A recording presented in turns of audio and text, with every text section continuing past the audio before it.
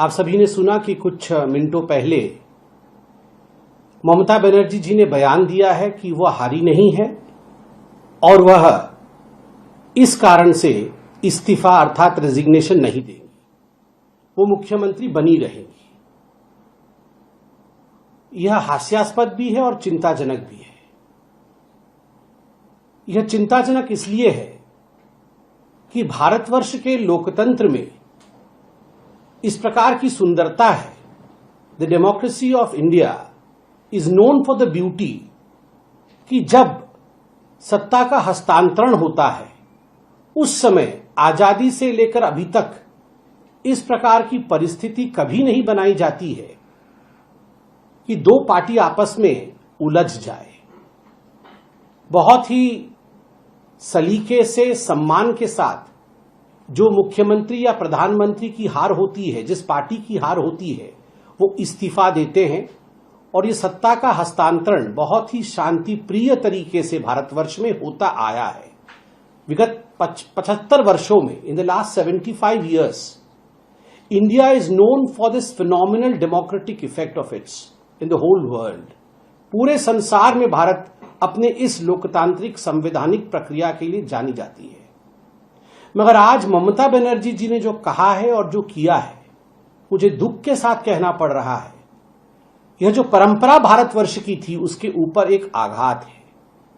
यह भारतीय जनता पार्टी के ऊपर आघात नहीं है, यह आघात लोकतंत्र पर है। यह आघात भारत के कॉन्स्टिट्यूशन अर्थात बाबा साहेब अंबेडकर के संविधान के ऊपर है। आप चिंता करिए, कोई अकेला इलेक्शन बंगाल में नहीं हुआ था। 5 राज्य चुनाव में गए थे, बंगाल भी चुनाव में गया था, असम भी चुनाव में गया था, तमिलनाडु भी चुनाव में गई थी, केरल भी चुनाव में गया था, पुडुचेरी भी चुनाव में गई थी। हमने कल देखा पिनरई विजयन, शांति से उन्होंने जब परिणाम देखा, उन्होंने आराम से जाकर अपना इस्तीफा सौंपा। आज हमने देखा स्टालिन जो सीएम हैं तमिलनाडु के जो थे, आज उन्होंने जाके लोक भवन में, गवर्नर्स हाउस में अपना रेजिग्नेशन सौंपा। मगर ममता बनर्जी है कि वो कह रही है कि हम हारे नहीं हैं और हम रेजिग्नेशन नहीं देंगे। This is the sense of entitlement and anarchy. ये कहानी है अराजकता की और ये कहानी है एंटाइटलमेंट की। मैं ही रहूंगी, मेरे अलावा कोई और नहीं रहेगा।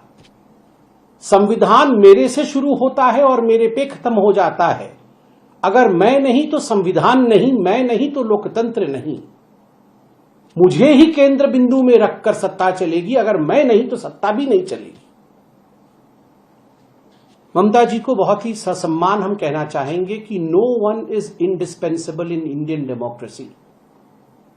भारत के लोकतंत्र में कोई भी इंडिस्पेंसेबल नहीं है। जनता जनार्दन ही एक ऐसी शक्ति है जो इंडिस्पेंसेबल है। जनता जनार्दन ही एक ऐसी ताकत है जिसके बगैर डेमोक्रेसी काम नहीं कर सकती है। कोई भी नेता यहां ऐसा नहीं है जिसके बगैर देश नहीं चल सकता, राज्य नहीं चल सकता है।